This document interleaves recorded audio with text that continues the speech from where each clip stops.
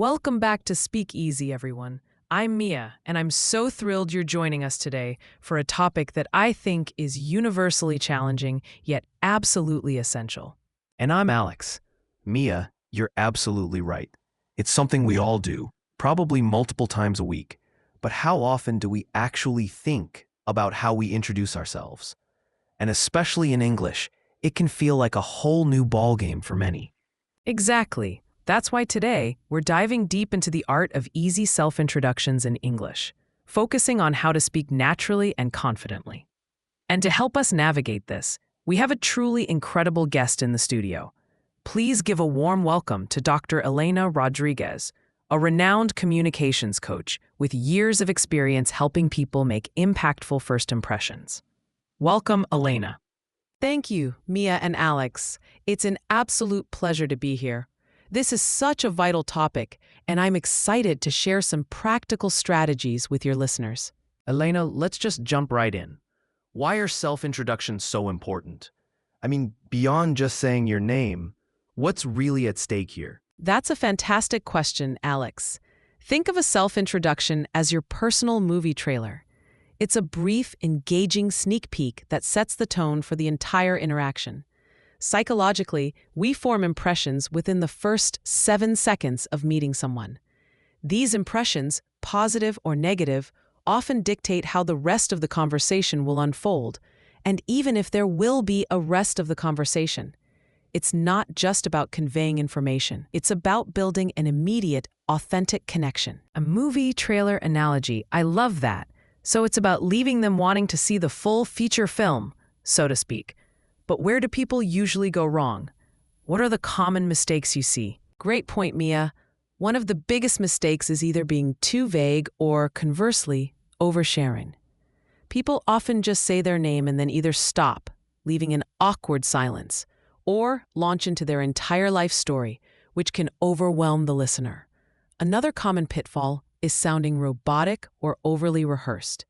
If you've memorized a script word for word, it can come across as inauthentic and make you seem less approachable. That's so true. I've definitely been on the receiving end of both of those.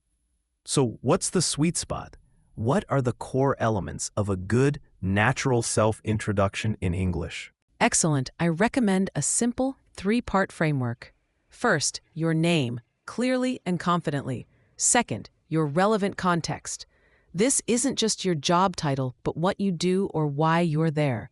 For example, I'm a software engineer working on AI solutions, or I'm visiting from Brazil, here for the marketing conference.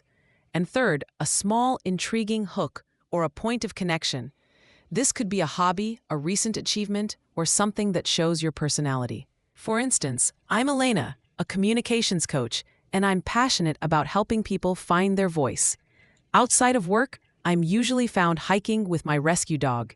It gives them something to latch onto and ask a follow-up question about. I love that. The hook makes it so much more memorable and personal.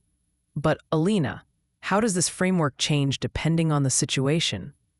Introducing yourself at a casual party is very different from a job interview or a networking event, right? Absolutely, Mia. Context is everything.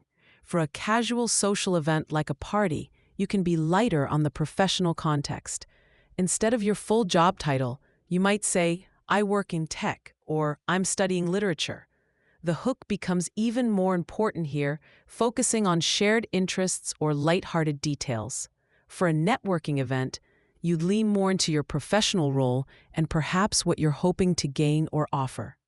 I'm Alex, a marketing specialist, and I'm looking to connect with innovative startups. For a formal setting, like a job interview, your introduction is typically more structured, concise, and directly answers, "Tell me about yourself," focusing on skills and experience relevant to the role. The key is to be adaptable and read the room. Reading the room, that's crucial.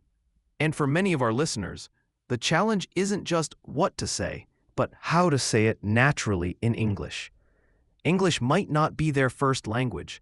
How do we ensure we sound natural and not like we're reciting from a textbook? That's a fantastic point, Alex. Naturally comes down to a few things.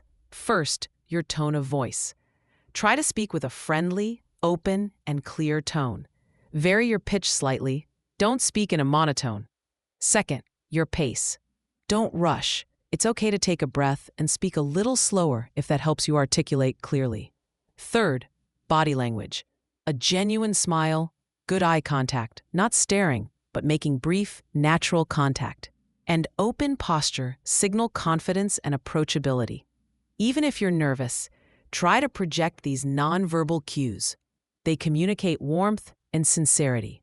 Remember, it's not about being perfect. It's about being authentic. I often tell people to imagine they're talking to a good friend, even if they're meeting someone new. It can help loosen up that stiff, formal feeling. Exactly, Mia. And a huge part of speaking naturally is active listening. After you've introduced yourself, give the other person a chance to introduce themselves and really listen to their response. Ask a follow-up question based on what they said.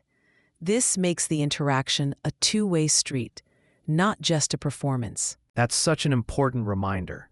It's not just about what you say, but how you engage with the other person. Let's talk about practice. How can our listeners effectively practice their self-introductions so they feel smooth and natural when the moment comes? Practice is key, but it needs to be the right kind of practice. Don't just memorize. Instead, try these methods. First, mirror practice. Stand in front of a mirror and practice your introduction. Pay attention to your facial expressions, your smile, your eye contact. Second, record yourself. Use your phone to record your introduction and then listen back.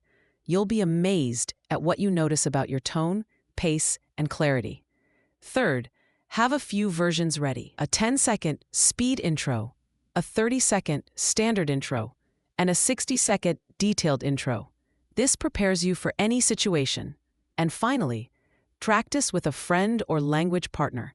Get feedback on how natural you sound. That's like having different gear settings on a bike. You've got one for a quick sprint, one for cruising, and one for a longer uphill climb. I love the idea of having multiple versions ready. And the hook you mentioned earlier, Elena, how can someone make that unique to them? How do they avoid sounding like everyone else? That's where authenticity comes in. The hook should be genuinely you. Think about what you're passionate about, a unique skill you have, a recent interesting experience, or even a funny, relatable anecdote. Instead of, I like reading, maybe, I'm an avid sci-fi reader, currently fascinated by authors who explore alternate realities. Or, I recently started learning to play the ukulele, which has been an adventure in patience.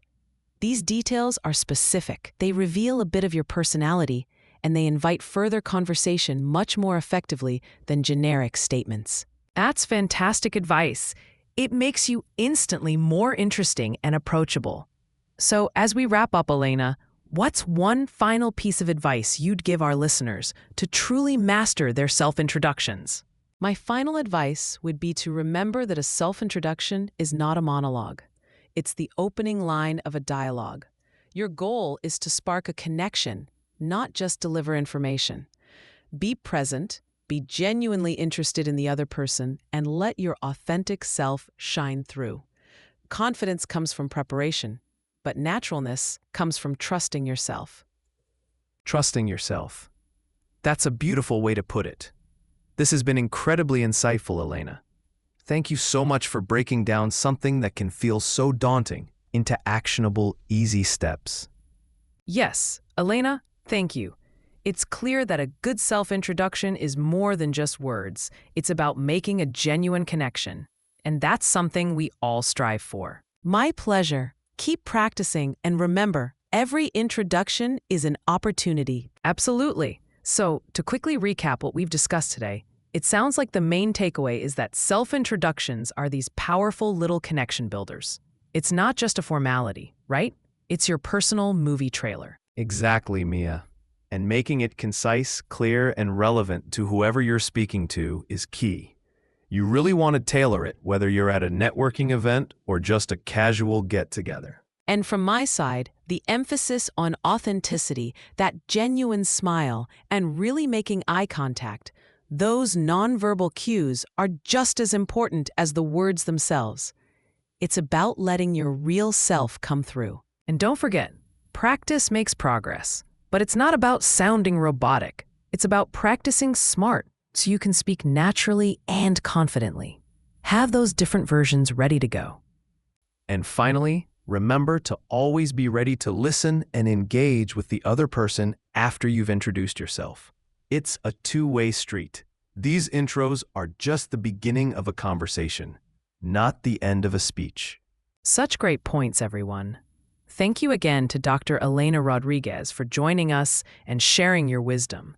And to all of you listening, thank you for tuning in to Speak Easy. Go out there and introduce yourselves with confidence. We'll catch you next time.